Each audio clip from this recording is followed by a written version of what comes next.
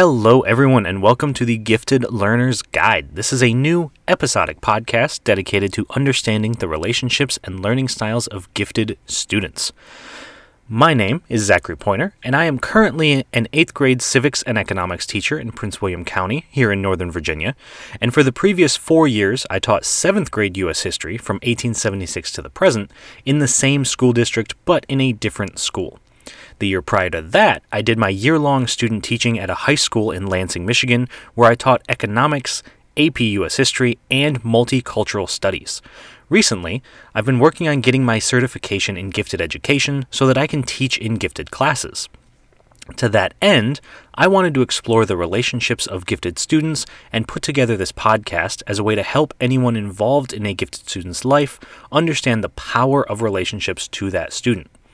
So, throughout the course of this podcast, I will be using my own experiences to guide conversations about problems facing our gifted students in regards to their relationships with each other, their parents, teachers, counselors, administrators, and so on. Now, I'm not an expert in many of these areas, and in all honesty, I was never even identified as a gifted student myself. However, that is why I'm going to be bringing in as many other voices as I can to help them share their stories and understand what we can do to assist any gifted students in our lives. This means that I will be speaking to counselors, administrators, librarians, parents, teachers, and students to better understand their own relationships with gifted students, as well as how best to support them. With that being said, though, it is important to understand that this podcast will not be a one-size-fits-all intervention method. This podcast is designed to be a helpful tool for those who may need or want to learn more about their relationships with gifted students. However, every single student is unique. And due to that uniqueness, there is always a chance that this podcast does not address the specific needs of a specific student.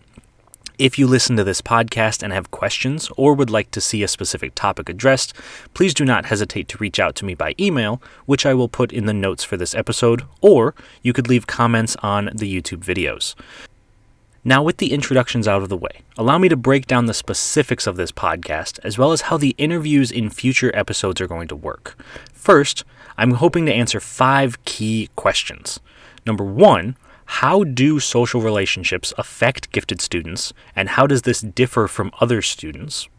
Number 2, how has the increase in technology, especially in the wake of a pandemic and a year of online learning, affect relationships of gifted students? And additionally, does social media in particular affect the relationships of gifted students? Number 3, what major problems are currently impacting the relationships of gifted students, and this could be between students or between the students and the adults in their life. Number 4, what can be done to improve the social needs of gifted students? And finally, number 5, how does the transition from middle to high school, especially for those students who will transition to a different school than most of their friends, affect the social needs of gifted students? Now, in my own opinion, these questions are very open-ended and can be answered in a variety of ways, but as I mentioned earlier, I don't have all the perspectives needed to answer them.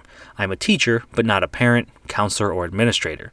I've been a student, but my own experience with gifted education will look very different from students who were in a gifted program.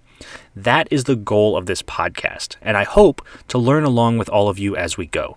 So please join us next week as we welcome our first guest onto the show and start to dive into how we can be the person our gifted student needs us to be in order to fulfill their own social emotional needs. Thank you very much for listening, and I look forward to continuing this conversation next week on the Gifted Learner's Guide.